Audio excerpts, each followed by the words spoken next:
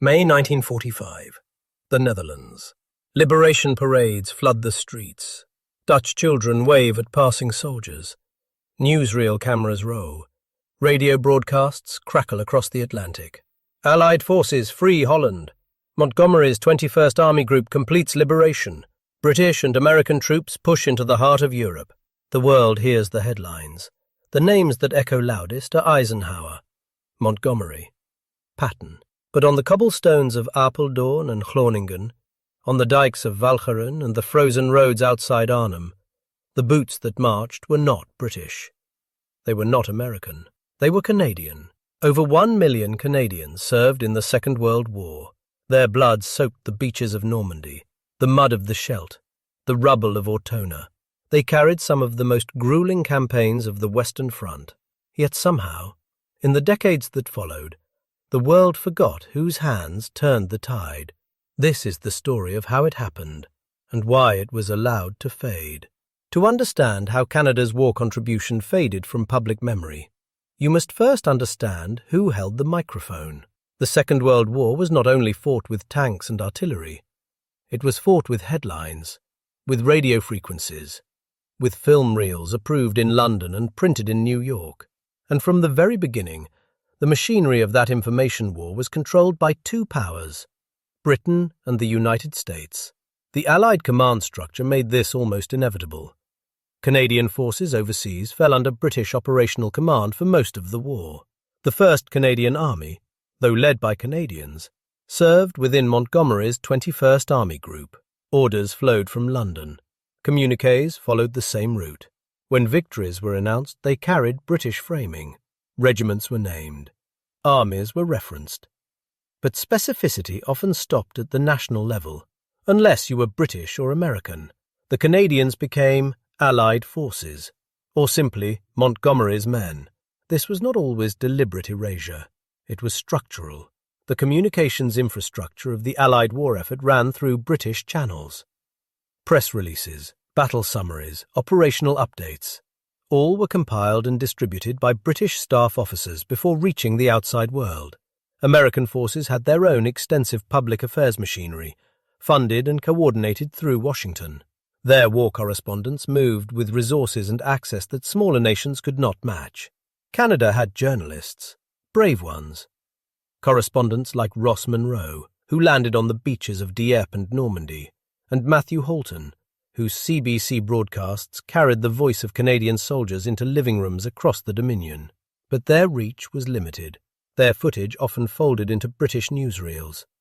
Their stories competed against the enormous machinery of Fleet Street and American wire services. The asymmetry was not about truth, it was about volume. And then there was censorship. Every dispatch filed by a war correspondent, Canadian, British or American, passed through military censors before reaching the public. In the European theatre, that censorship authority rested primarily with British command. The goal was operational security.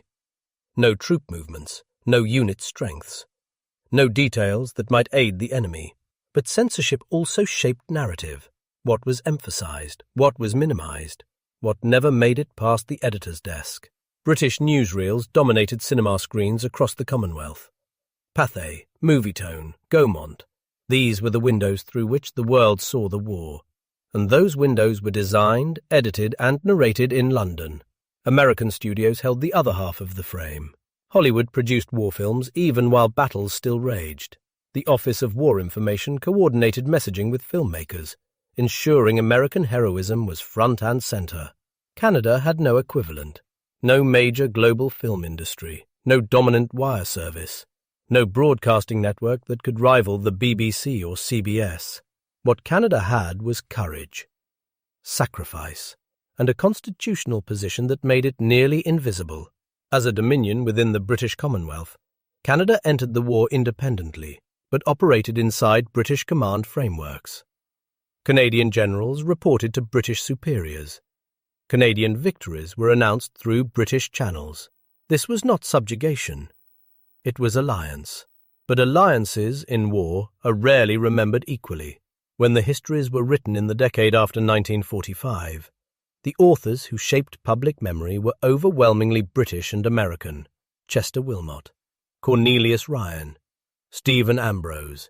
These were the names that defined how the world remembered the Second World War, and in their pages, Canada appeared as a footnote. Not because the facts were hidden, but because no one with a loudspeaker chose to amplify them. The Canadians had done the fighting.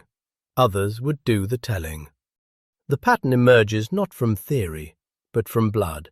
Consider what happened on the morning of June 6, 1944, Juno Beach, Normandy. The 3rd Canadian Infantry Division landed under heavy fire on a coastline bristling with fortifications. The seas were rough. The timing was late. German defenders had more time to prepare than expected. Within the first hour, casualties were staggering. The Royal Winnipeg Rifles, the Regina Rifle Regiment, the Queen's Own Rifles of Canada. These units absorbed some of the highest loss rates of any Allied force that morning. And yet, by nightfall, the Canadians had pushed further inland than any other Allied division on D-Day. They had linked up with British forces. They had cut key roads. They had done what was asked of them and more. But in the newsreels that followed, the beaches that echoed loudest were Omaha and Utah. American sacrifice, genuine and profound, became the defining image of D-Day in popular memory. Juno was mentioned, then folded into British and Canadian forces, then simplified to Montgomery's troops. The credit drifted upward, absorbed into command structures and national narratives louder than Canada's own. What followed was worse. The battle for Caen was supposed to take 1 day. It took over 2 months. British and Canadian forces threw themselves against entrenched German panzer divisions in some of the most brutal fighting of the Normandy campaign. The 2nd Canadian Corps bore a staggering share of that burden. Operation Atlantic, Operation Spring. These names are barely remembered outside Canada today, but they should be. On July 25, 1944, Operation Spring became one of the bloodiest single days for Canadian forces since Dieppe. The Black Watch of Canada lost nearly an entire company in a single assault. The North Nova Scotia Highlanders were shattered against fortified positions. More than 1,500 Canadians fell in a single day. And in the Allied press, the focus remained on the American breakout at Operation Cobra, happening simultaneously to the west. The Canadians were holding the hinge, fixing German armour in place, bleeding so that others could advance. But hinges don't make headlines. Montgomery's dispatches emphasized his overall command. American correspondents focused on Patton's dramatic sweep through France. The British press covered British regiments. The Canadian role, central to the entire strategic design, was acknowledged in staff reports and then quietly forgotten in public memory. The pattern was forming, and it would repeat again and again wherever Canadians fought hardest. Ortona, Italy, December 1943. 6 months before Normandy, the 1st Canadian Infantry Division was already learning what it meant to carry the weight. The Italian campaign was Britain's strategic priority, Churchill's soft underbelly of Europe. The Canadians were there from Sicily onward, fighting through mountains and mud, village by village. But it was Ortona where the cost became undeniable. The ancient town on the Adriatic coast became a fortress. German paratroopers fortified every building, every alley, every stairwell. The loyal Edmonton Regiment and the Seaforth Highlanders of Canada fought house to house, room to room. They called it mouse-holing, blasting through interior walls to avoid the kill zones of open streets. The Germans called it a miniature Stalingrad. The battle lasted 8 days. More than 2,300 Canadians were killed or wounded in the town and its approaches. The victory opened the road north, but the headlines that reached London and New York framed it within the broader 8th Army narrative, under British command. Canada had bled for a victory that the world would remember as British. The Scheldt. October to November 1944. This was the campaign that should have made Canada's contribution undeniable. After the Normandy breakout, the Allies raced across France and Belgium. By September, they had captured Antwerp, the largest port in Europe, intact. But there was a problem. Antwerp was useless without access to the sea, and the only route, the Scheldt estuary, was held by over 80,000 German troops dug into flooded polders, fortified islands and concrete bunkers. The 1st Canadian Army was given the task. For 5 brutal weeks, Canadians fought through waist-deep water under constant artillery fire against an enemy determined to hold. The Battle of the Breskin's Pocket, the assault on Walcheren Island. Names etched into regimental histories, but absent from most popular accounts of the war. By November 8th, the estuary was clear. Allied supply lines were saved. The advance into Germany could continue. The cost? Nearly 13,000 Canadian casualties. And the credit? Montgomery praised the operation.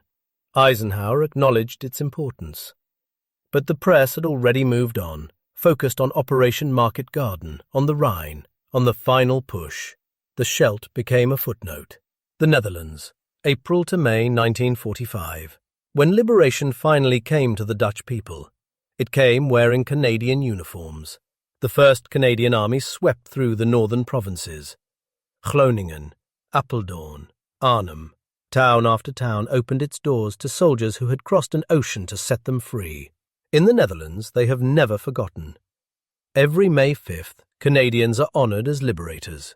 But in the broader Allied narrative, in films, in textbooks, in popular memory, the liberation of Western Europe remained an American and British story. The Canadians had carried the weight, and the world had looked the other way. The numbers do not lie. By the end of the Second World War, more than 45,000 Canadians had given their lives. Another 55,000 were wounded. From a nation of just 11 million people, over 1 million served in uniform. Per capita, Canada's sacrifice rivaled that of any Western Allied nation. Yet when the histories were written, when the documentaries were filmed, when the monuments were dedicated, the Canadian story shrank. Consider the contrast. At Juno Beach, Canadian casualties on D-Day exceeded those at any British beach. Only Omaha, where American forces faced a bloodbath, saw higher losses. Yet in popular memory, D-Day became an American and British story. Juno faded to a footnote. In the Scheldt, the 1st Canadian Army suffered 13,000 casualties to open Antwerp, a logistical victory that saved the entire Allied advance. The operation received a fraction of the press coverage given to Market Garden, a British-led failure. At Ortona, Canadians fought one of the most intense urban battles of the entire war. The Germans respected them enough to compare it to Stalingrad. The British press mentioned it briefly and moved on. The enemy noticed what the Allies often overlooked. German commanders recorded their assessments of opposing forces with clinical precision. In their operational reports, Canadian divisions were consistently rated as aggressive, effective, and dangerous. General-Lieutenant Kurt Schill, commanding German forces during the Scheldt, later acknowledged the relentless pressure of Canadian attacks. Panzer commanders in Normandy noted the tenacity of Canadian infantry around Caen. The Wehrmacht did not confuse Canadians with British troops. They knew who was killing them. But the Allied press, controlled from London and New York, often made no such distinction. Canadian soldiers stand in a Dutch town square, surrounded by cheering civilians. Tulips are pressed into their hands. Children sit on the hoods of jeeps. The relief on every face is unmistakable. This is liberation. But when newsreel narrators voiced over similar footage, the words that reached audiences in London and New York told a simpler story. Allied forces complete the liberation of Western Europe. Allied forces. Montgomery's army. The 21st Army Group. Technically accurate, emotionally hollow. The pattern was never a conspiracy. It was something quieter and more permanent.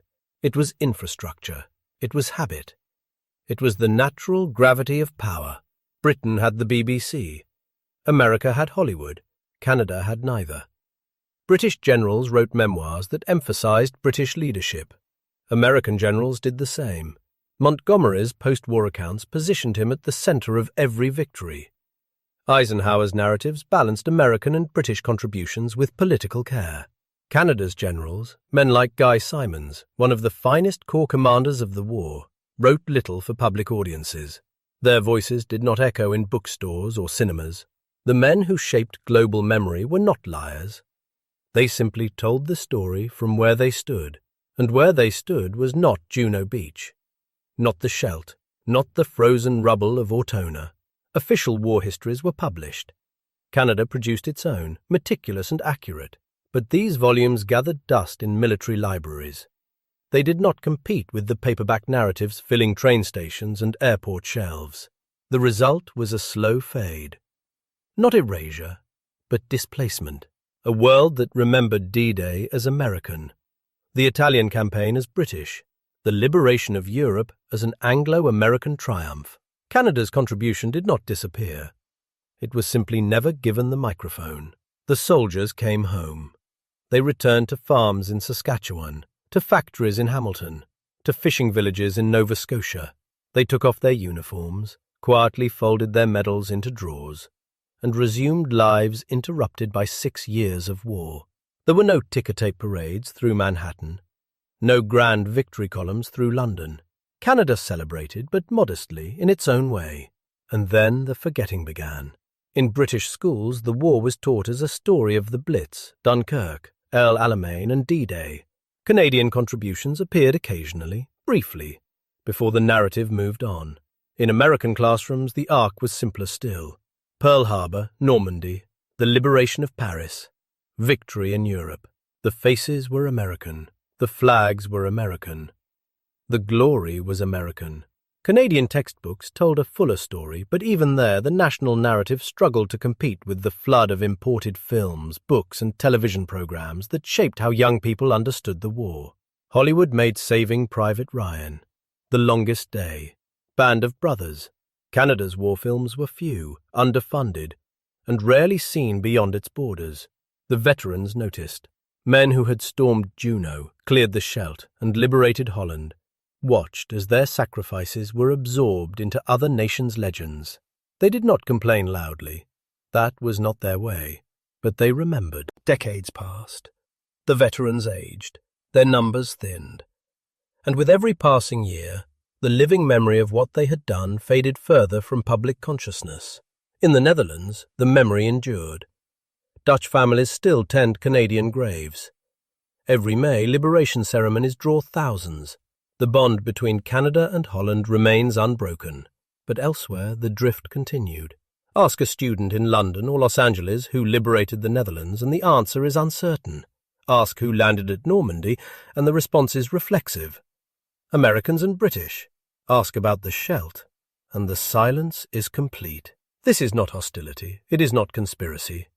It is simply what happens when stories are told by those with the loudest voices. Canada's voice was never loud. Its generals did not seek celebrity. Its government did not build cultural machines to project national glory. Its soldiers returned home and got on with living. The humility was honourable, but it had a cost. Generations grew up without knowing that Canadians had carried some of the heaviest burdens of the Western Front, without knowing that their great-grandfathers had fought through battles every bit as brutal as those celebrated in American and British cinema. The war was won. The memory was lost, and somewhere in the quiet of regimental halls and legion branches, old men with fading ribbons wondered if anyone would remember. This is not a story about grievance.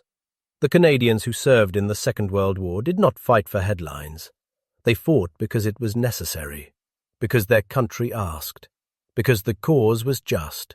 They fought beside British and American soldiers, allies in a shared struggle against tyranny. The victories they won were coalition victories. No single nation liberated Europe alone. But memory is not the same as history. History is what happened. Memory is what we choose to tell.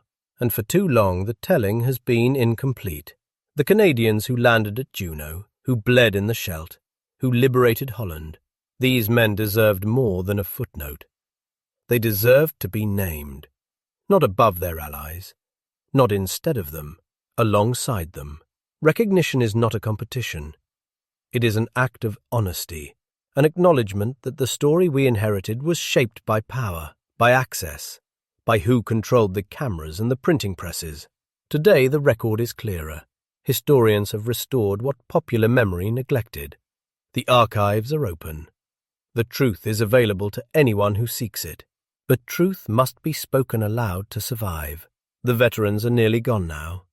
The last witnesses to those beaches, those flooded polders, those frozen Italian streets. What remains is the obligation of those who came after, to remember, to speak, to ensure that the next generation knows whose boots were on the ground when the fate of the world hung in the balance. Canada did not fight for glory, but it earned the right to be remembered. If this story mattered to you, help keep it alive. Subscribe to Canadian Legacy. Share this video with someone who should know it, and let these voices be heard while we still can. Canada didn't fight for fame, but it deserves to be remembered.